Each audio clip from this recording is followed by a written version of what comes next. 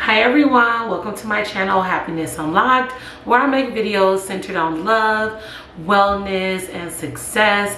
3 of the key ingredients to unlock happiness in your life.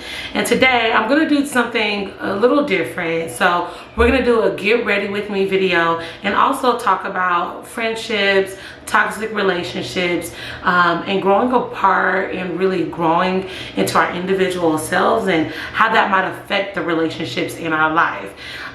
Today I'm going to a virtual baby shower. So I'm going to do a light makeup look and we're going to jump right into it right now.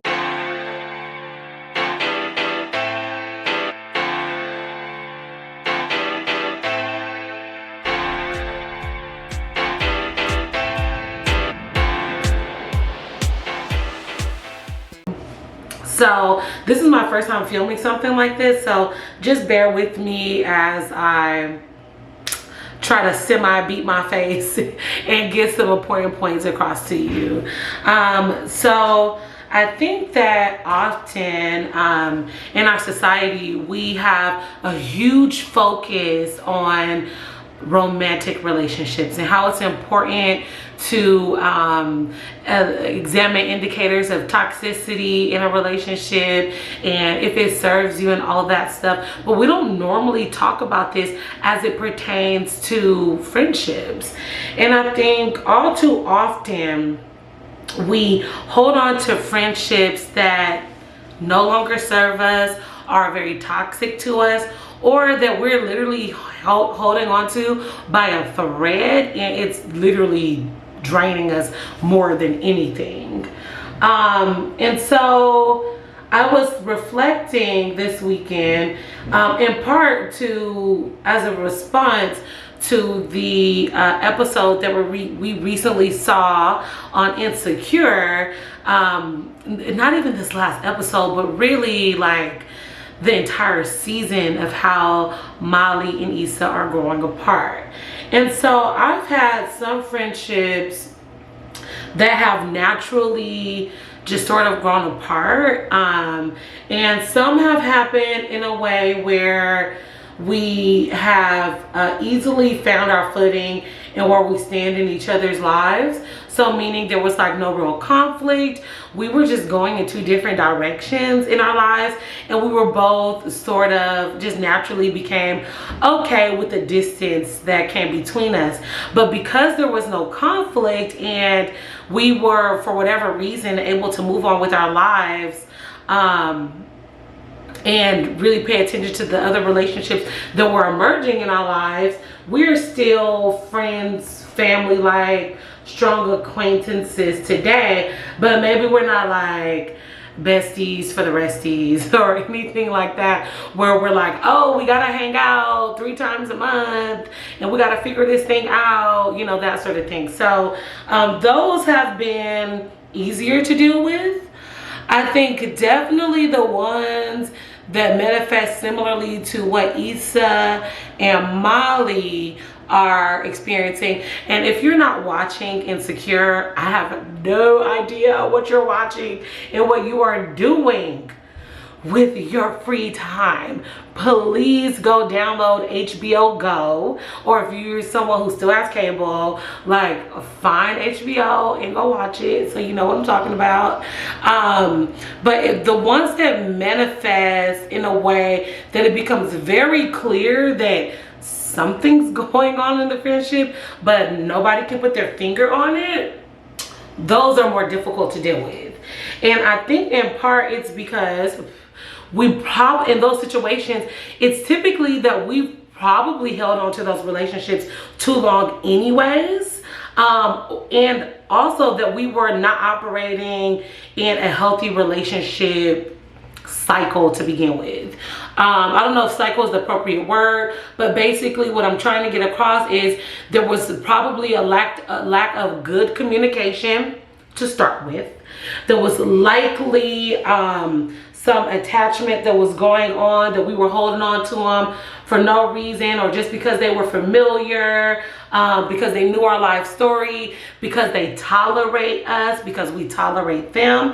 And in reality, we probably should have moved on from each other, or given each other more space to begin with. Or even it could be that we should have been communicating better as friends.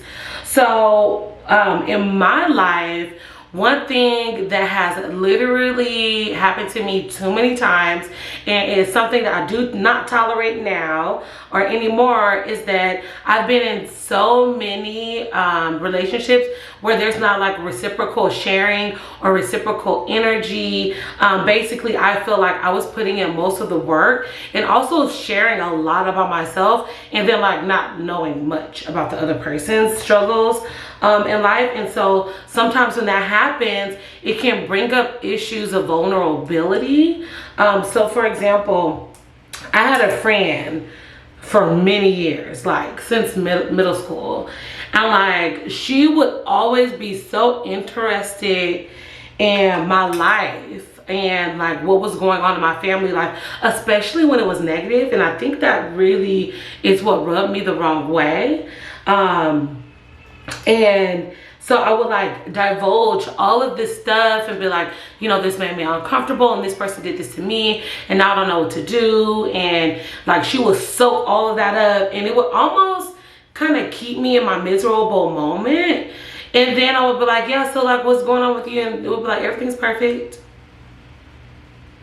Oh, okay. I mean, so how's your family? Everybody's good?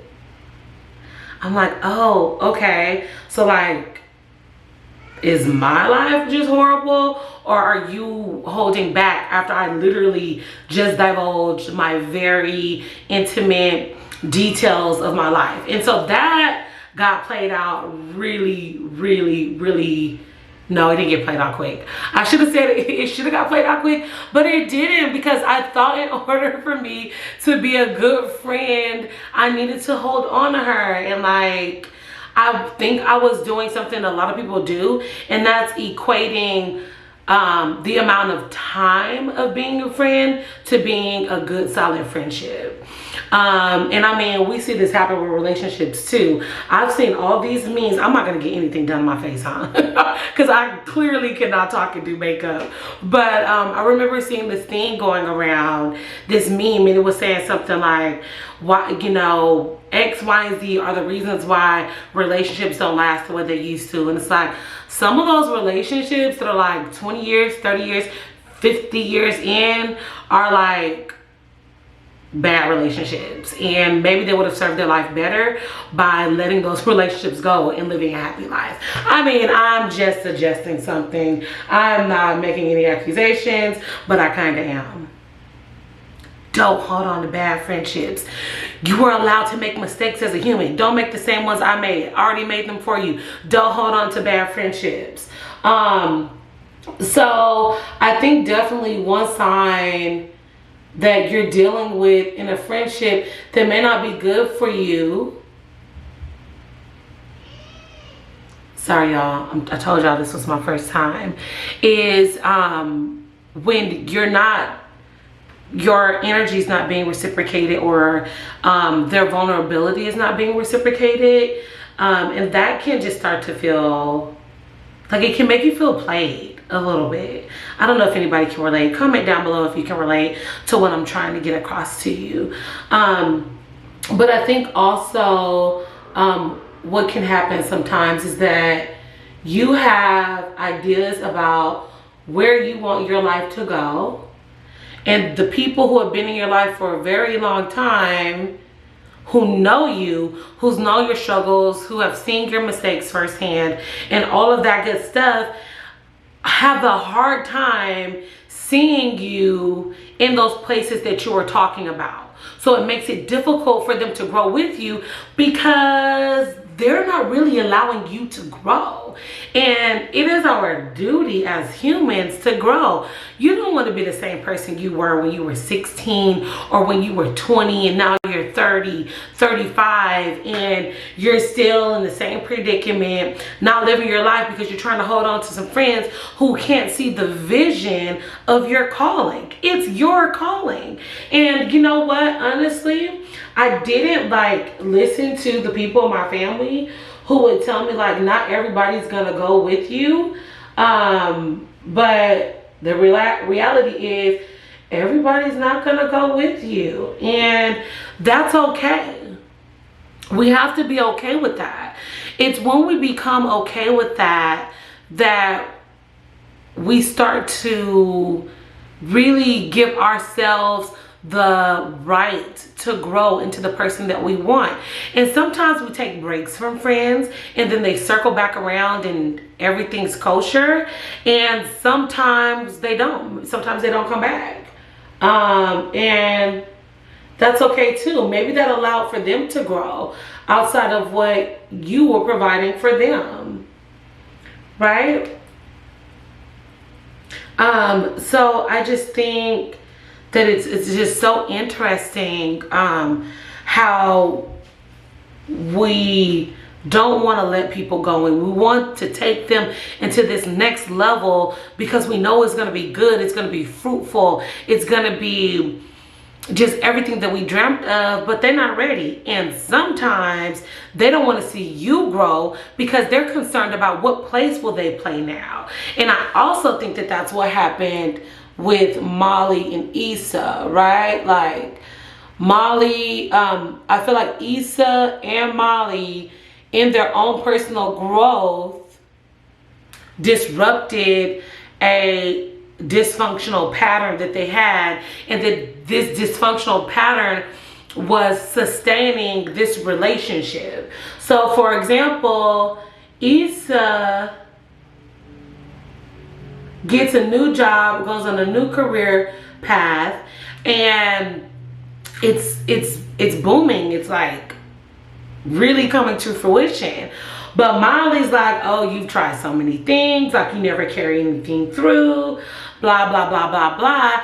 And I think Molly may have been thinking that she was being, doing a service by keeping it real with Issa, but in reality, she was like, basically, I don't cuss much, so I want to say the S word, but I'm going to say pooping on Issa's ideas. Like, what? Like, why don't you just be supportive? And it's like, I don't care how many times my friends mess up. Like, they're human. But if this is their dream, my role is to support them. I don't understand where that is not very clear, but we have to look at our roles in our friend's life. Are we the toxic person? I don't know, we don't want to talk about it, but the reality is sometimes when we don't have the self-love that we need for ourselves, not only do we show up as toxic to us, but we show up as a toxic person for other people. And so I'm not telling you to like quarantine yourself from you know, being friends with people, but maybe you should start working on that, because that's not cool. I also just realized that I put on my eyeliner before I put on my foundation, which I never do, so we gonna see how this goes. But I mean, honestly, we need to have self-love in any relationship. Like, we literally cannot be the best version of ourselves without it. And really, that's in every aspect of our lives. We have to have self-love. And when we look at what does that mean, right? Self-love means that you, for yourself, have a foundation to operate from, a core of love that illuminates from within you and influences your actions in the world and in your relationships.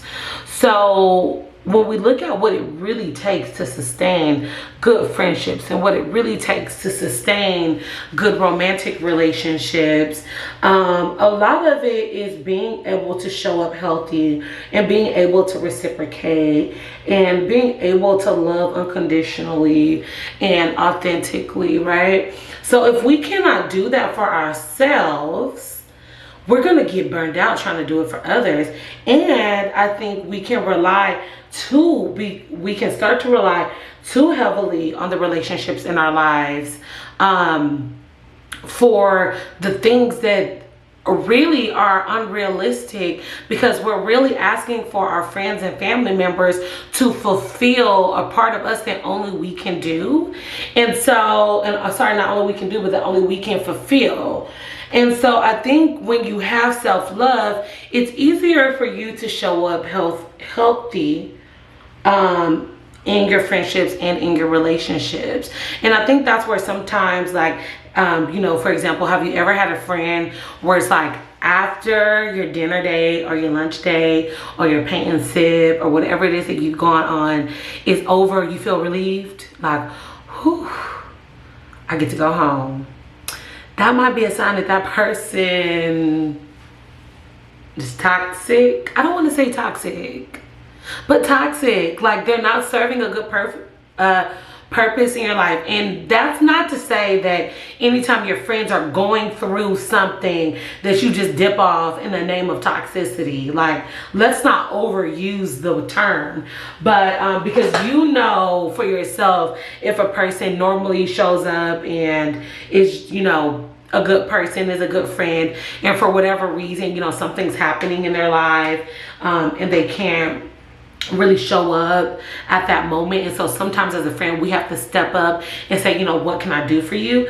But if this is like an ongoing thing where you're drained every time you're on the phone with them, like they always talk and you never get a chance to talk, and so they have no idea what's going on in your life because they never ask, or when you do try to talk about yourself, they make it about them, like that's like annoying. And you know, maybe they're good people, but maybe that's not your go-to like person.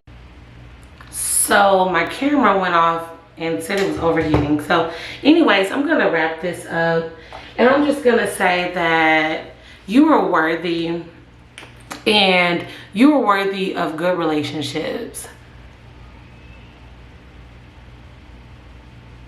whether that be good romantic relationships or good friendships, platonic relationships. And you have the right to let go of everything that does not serve you in this world. And you know, it's just super important for us to realize and recognize that not everybody is meant to go with us as we become in better alignment with ourselves. And no, that does not mean that we let go of all the friends who have been there for us as we move on. I would never suggest that. But I will suggest is not to just hold on to people just because they've been in your life for X amount of years. Because as you move into your calling, you will find other people who are better suited for you as you journey into the new you of who you want, to the new you that you want to be.